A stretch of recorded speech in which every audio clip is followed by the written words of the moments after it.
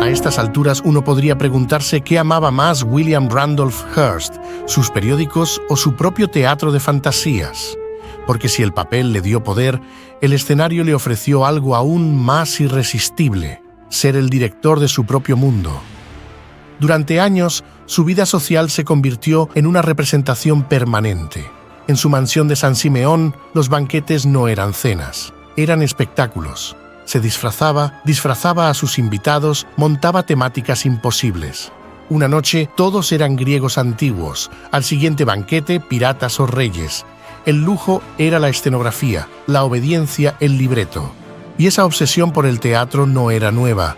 Desde joven, Hearst asistía al teatro no tanto para ver las obras, sino para cazar actrices. No se contentaba con ver una función. Regresaba noche tras noche cazando miradas desde su butaca de terciopelo. Así conoció a su esposa Millicent, entonces una adolescente en los escenarios de Broadway. Con esta estrategia, durante toda su vida, atraparía a muchas de sus amantes, incluyendo a su amante más famosa, Marion Davies, la rubia radiante que brillaba tanto en las tablas como en los salones de San Simeón. Y así como con su imperio periodístico, si Hearst elegía, Hearst poseía.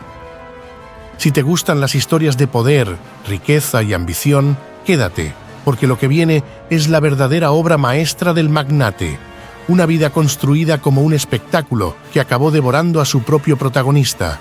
Y créeme, el telón todavía no ha caído. En 1903, William Randolph Hearst cumple 40 años y, como todo hombre que siente que el mundo es suyo, decide que también debe tener una esposa. La elegida no es una heredera de apellido ilustre ni una estrella consagrada de la alta sociedad. Es Millicent Veronica Wilson, una joven corista de 21 años a quien Hearst había estado cortejando desde que ella tenía apenas 14 y él ya era un hombre de 33 años que conocía de sobra los apetitos de la vida. El matrimonio no causa escándalo, pero sí murmullos. Al principio, Phoebe Apperson Hearst, madre del magnate, mira con recelo los orígenes humildes de su nueva nuera. Sin embargo, el nacimiento de los 5 nietos acaba por suavizar cualquier objeción. Millicent, inteligente y consciente del mundo en el que se mueve, no intenta luchar contra los demonios de su esposo. En cambio, forja su propio espacio en la alta sociedad neoyorquina. Se convierte en una figura visible en eventos, obras de caridad y círculos de influencia. No como activista fervorosa, sino como lo que realmente es: una socialité que sabe sobrevivir y brillar por cuenta propia. Con el paso del tiempo, la distancia entre Millicent y Hearst se vuelve irremediable, porque Hearst, tras ver sus sueños políticos evaporarse, necesita nuevos escenarios, nuevos públicos, nuevas actrices. Así es como, hacia 1919, Marion Davies entra en escena. Más joven, más radiante, más dispuesta a ser la protagonista de la fantasía permanente que Hearst necesita sostener para seguir sintiéndose invencible. Marion Cecilia Duras nace el 3 de enero de 1897 en Brooklyn, la menor de 5 hermanos en una familia donde las expectativas pesan más que la ternura. Su padre, Bernard J. Douras, abogado y juez, espera que Marion siga un camino recto y respetable. Sin embargo, ella siente desde pequeña que no encaja. Educada bajo la rígida disciplina de las monjas del Sagrado Corazón, primero cerca del río Hudson y luego en Tours, Francia, vive una infancia marcada por la tristeza y la incomodidad. Su tartamudez no ayuda. Cada palabra trabada es una pequeña derrota. Cada corrección severa, una advertencia de que ese mundo, lleno de reglas y obligaciones, no está hecho para ella.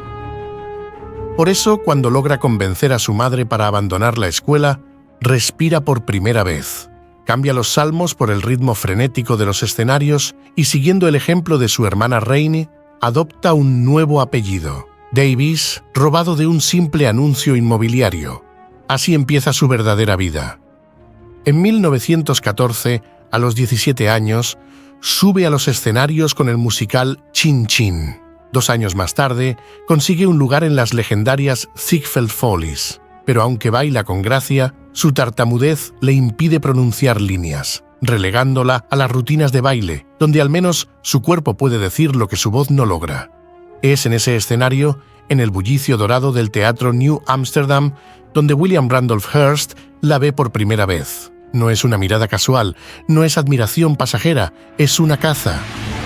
Noche tras noche, durante 8 semanas, Hearst ocupa la primera fila. La observa como quien ya ha decidido que ese objeto de deseo debe ser suyo. La primera impresión de Marion es de temor, pero también siente la presión del entorno y la fascinación incómoda de ser la elegida de un magnate de la prensa, un hombre tan poderoso que puede comprar lo que quiera, incluso a ella misma, si se lo propone. Hearst no se acerca de inmediato, prefiere moverse en las sombras. Durante mucho tiempo envía flores, guantes, cajas de plata, dulces. No es discreto, pero tampoco se declara. La posesión empieza antes de la primera palabra. Sin que Marion lo sepa, organiza una sesión fotográfica con trajes ornamentados. Mientras ella posa como geisha y como novia virginal, siente que la observan. Y allí, en la penumbra del estudio, está Hearst, mirándola en silencio.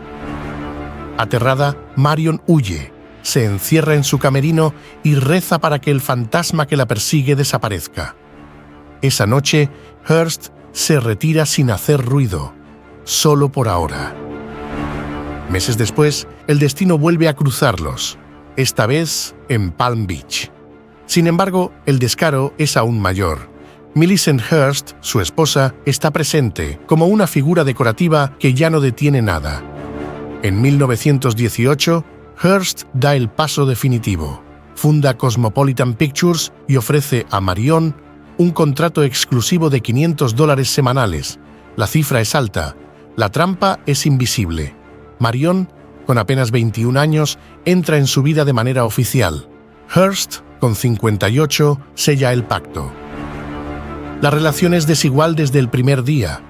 Hearst no solo quiere estar cerca de ella, quiere construirla, moldearla, poseer su imagen como si fuera otra joya en su vitrina de conquistas.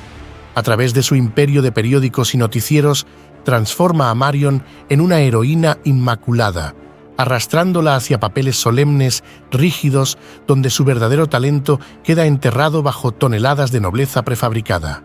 Mientras tanto, la promoción se vuelve asfixiante. Hearst inunda Nueva York con carteles, titulares, fotografías. Por órdenes de Hearst, un reportero del Los Angeles Examiner trabaja a tiempo completo, relatando cada nimiedad de su vida diaria. No obstante, el efecto no es el esperado. La gente, en lugar de idolatrarla, comienza a odiar la sobreexposición. «Me insultaban en la calle», recordará Marion años después, «se hartaron de verme». En esos años, la maquinaria no se detiene. Ella protagoniza 29 películas, casi 3 por año, pero la imagen pública que Hearst fabrica para ella es una cárcel dorada. El público no ve a la joven vivaz, ingeniosa, que podría haber brillado en la comedia. Ve una estatua, una invención, un reflejo del capricho de un hombre incapaz de aceptar la realidad tal como era. Al mismo tiempo, la vida matrimonial de Hearst se convierte en una pantomima elegante, hasta que en 1926 Millicent se cansa de fingir y la pareja se separa. No hay escándalo oficial, no hay divorcio, el catolicismo pesa más que la decepción. Y cuando finalmente Millicent intenta formalizar la ruptura en 1937, las negociaciones naufragan, porque Hearst se niega a entregar Cosmopolitan como parte del acuerdo de divorcio. Y así, mientras intenta mantener su mundo, ella toma otro camino. Funda el Fondo de Leche Gratuita para Bebés, apoya a los más necesitados y se convierte en una filántropa respetada en Nueva York. Pero, sobre todo, protege a sus hijos de las turbulencias que ya empiezan a desbordar la vida de Hearst. Para un hombre como William Randolph Hearst, coleccionar periódicos no es suficiente, ni poder ni propiedades. Coleccionarlo todo se vuelve su verdadera vocación. A lo largo de los años, Hearst arma una colección de arte que no tiene rival. Antigüedades griegas, muebles españoles tallados a mano, alfombras orientales, vestimentas renacentistas, manuscritos raros, autógrafos de escritores legendarios. Cada pieza que adquiere no es solo un objeto, es una prueba silenciosa de que el mundo entero, su pasado, su cultura, su memoria, podía ser almacenado, clasificado y exhibido en sus dominios. En 1902, su madre, Phoebe Apperson Hearst, tras asegurar un contrato de arrendamiento de 99 años sobre una vasta propiedad a orillas del río McCloud, decide levantar algo que esté a la altura de la ambición familiar: Wintun. El arquitecto Bernard Maybeck diseña un castillo gótico que parece sacado de las orillas del Rin. Su estructura abraza la pendiente del terreno y se alinea como un viejo ritual entre 6 coníferas altísimas. Bajo tierra, una bodega de piedra de 14 metros de ancho mantiene tiendas, hornos y calderas para calentar todo el edificio con vapor. La torre central, de 75 pies de altura, se yergue como un desafío al paisaje salvaje, con 6 pisos de dormitorios encajados en torno a una escalera de caracol esculpida en piedra. El techo, cubierto de tejas vidriadas color verde París traídas desde los Países Bajos, refleja la luz como los claros entre las ramas de un bosque. En el interior, tapices cuelgan de los muros de piedra. Chimeneas gigantescas mantienen el frío a raya. Phoebe convierte Wintun en su refugio de verano, llevando a sus nietos cuando los padres, ocupados en campañas, banquetes y escándalos discretos, no tienen tiempo para ellos. La vida en Wintun no es simplemente cómoda, es majestuosa. Es una vida pensada para reyes, o al menos para hombres que se creyeron reyes. Y Hearst, que nunca entendió los límites, pronto necesitará algo aún más colosal. Algo donde el arte, la opulencia y la ilusión se mezclen hasta confundir la realidad. Para William Randolph Hearst, el lujo no es un capricho, es una conquista.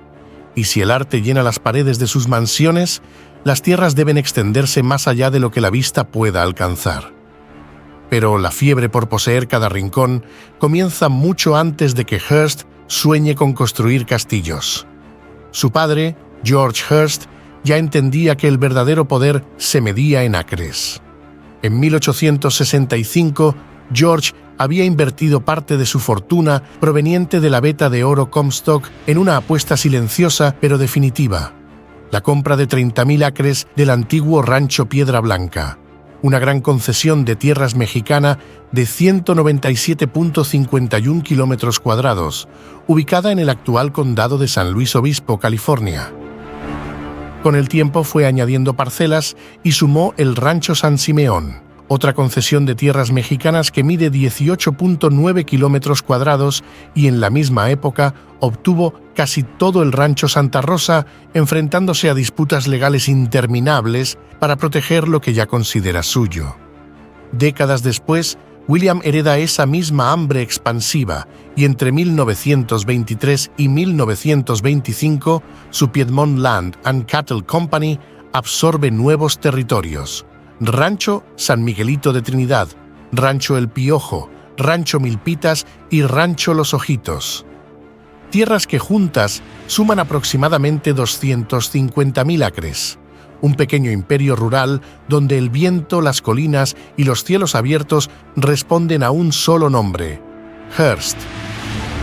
En 1919, tras la partida de su madre, William Randolph Hearst no solo hereda las tierras de su padre, sino que también hereda una fortuna de $11 millones, una cifra que hoy equivaldría a casi 200 millones. No es solo dinero, es el poder líquido y tangible que le permitirá dar forma a sus sueños más grandiosos. Apenas unos meses después de la muerte de su madre, William contrata a Julia Morgan, una arquitecta que no conoce límites. Primera mujer en estudiar arquitectura en la Escuela de Bellas Artes de París, primera en abrir su propio estudio en California, primera en ganar la medalla de oro del Instituto Americano de Arquitectos. Hearst, que no suele pedir las cosas de manera modesta, esta vez se contiene. Le pide construir algo un poco más cómodo en la colina del rancho San Simeón. Pero tanto él como Morgan saben que esa colina no verá jamás algo pequeño. De esa colaboración nace el Castillo Hearst, una obra que, aún hoy, desafía la lógica, la modestia y el sentido común. Y aunque el castillo se levanta como un testimonio de su gloria, también comienza a dibujar piedra a piedra su inevitable caída, porque mientras más alto construye, más profundo cava su propia ruina, y San Simeón, inacabado para siempre, será el espejo de un sueño que nunca sabrá sostenerse. Pero mientras eso llega, William Randolph Hearst no está dispuesto a dejar que la edad, las críticas o el qué dirán frenen sus caprichos. Muy al contrario, cuanto más viejo se siente, más joven actúa, y si el mundo quiere escandalizarse, mejor. Él mismo se encarga de darles motivos. Después de todo, cuando uno es dueño de la tinta, también es dueño de los escándalos. Así que, en 1925, mientras otros hombres de su edad buscan respeto, Hearst busca impresionar a su joven amante, Marion Davies. Y para hacerlo, una simple fotografía del castillo de Saint-Donat en el valle de Glamorgan, Gales, en una revista, basta para encender la chispa. Lo compra, claro, y no solo eso. Para transformarlo, invierte una fortuna trayendo piezas enteras de castillos y palacios europeos. El gran salón del priorato de Bradenstoke, la casa de huéspedes, el alojamiento del prior y el granero del diezmo, viaja ladrillo por ladrillo hasta Gales, junto con sus chimeneas, techos y ventanas del siglo XVI. Todo es desmontado y reconstruido a su antojo, sin importar que el Parlamento inglés esté en desacuerdo. Hearst no edifica simplemente una casa, edifica un monumento al exceso. 34 baños de mármol verde y blanco, jardines en terrazas, salones que hacen temblar a la historia. Todo para Marion, todo para sí mismo. Y mientras políticos, actores y estrellas de cine pasean entre las fuentes y los arcos, Charlie Chaplin, Winston Churchill, Douglas Fairbanks, John F. Kennedy, Hearst no oculta nada. ¿Por qué lo haría? Si el mundo va a hablar, que hable de su grandeza. Al fin y al cabo, cuando uno controla las portadas, puede darse el lujo de escribir su propio mito. Mientras el mundo aplaude los excesos de San Simeón y las fiestas interminables en Saint-Donat, puertas adentro, la historia entre William Randolph Hearst y Marion Davies empieza a mostrar sus grietas, porque para Hearst, Marion no es solo una amante ni una musa, es una posesión, y como todo lo que compra, debe controlarla por completo. Los celos de Hearst no se quedan en lo privado, se filtran de manera brutal en la carrera de Marion. Desde el principio, su sombra lo cubre todo. En sus obras y películas, cuando un director propone un actor demasiado atractivo para acompañarla, Hearst veta el nombre de inmediato. Si el guión exige un abrazo, una caricia o algo más que una mirada a distancia, la respuesta es siempre la misma: no. Y como si eso no fuera suficiente, Hearst lleva su control aún más lejos. No confía en los guionistas, no confía en los directores. Por eso, se toma la libertad de reescribir personalmente los guiones de Marion, tachando escenas, cambiando diálogos y eliminando cualquier atisbo de pasión que no le pertenezca. ¿La consecuencia? Sus películas, pensadas para hacerla brillar, terminan siendo rígidas, frías. Sin embargo, mientras William Randolph Hearst intenta encerrar a Marion Davies en un mundo de censura romántica y abrazos prohibidos, la realidad le arruina el guión. Porque aunque en sus películas nadie puede besarla sin su permiso, en la vida real, Marion no pide autorización para nada. A pesar de sus celos notoriamente ridículos, ambos se las arreglan para ser infieles con la misma soltura con que sirven el champán en San Simeón. Hearst, viejo y testarudo, se esfuerza en mantener la fachada de control absoluto, pero la verdad es otra. Por mucho dinero que acumule, el calendario no se puede sobornar, y en tiempos en los que todavía no existen las famosas pastillas azules que levantan el ánimo de los caballeros, William Randolph Hearst ya no es un titular, sino una nota a pie de página. Mientras Hearst ya no consigue seguirle el ritmo ni en los bailes ni en las habitaciones, Marion avanza como un huracán sin cadenas. Joven, radiante y con más vida que todas las fuentes de San Simeón juntas, no piensa esperar a que le den permiso para ser feliz. Así, en el Castillo Dorado, Charlie Chaplin no solo brilla en la pantalla, también se convierte en compañero de secretos entre bastidores. Dick Powell y otros nombres circulan con la naturalidad de quien sabe que en ese mundo las apariencias importan menos que los instintos. Hearst, por su parte, tampoco se queda inmóvil. Aunque sus maniobras son más torpes y mucho menos discretas de lo que imagina, mantiene una relación con la corista rubia Maybelle Suor, intentando convencerse de que aún puede competir. Pero el verdadero terremoto no lo provoca el engaño en sí, lo provoca la humillación. Porque cuando los periódicos de Hearst empiezan a promocionar a Suor con la misma orquesta publicitaria con la que alguna vez endiosaron a Marion, la herida deja de ser íntima y se vuelve un espectáculo. Según Louise Brooks, amiga íntima de Davis, Marion no rompe en llanto, se enfurece como un huracán de terciopelo. Puede soportar las infidelidades, puede incluso soportar el abandono disfrazado de amor, pero lo que no está dispuesta a tolerar es ser reemplazada en el escaparate público que ella misma ayudó a construir. San Simeón sigue brillando bajo el sol de California, pero bajo sus cúpulas doradas el aire ya huele a traición. Y muy pronto, en el corazón del escándalo, no habrá solo rumores de amantes despechados. Habrá un cadáver. Si te gustan las historias de poder, riqueza y ambición, no te pierdas el próximo capítulo, porque en este juego no gana el más puro. Gana el último que quede de pie.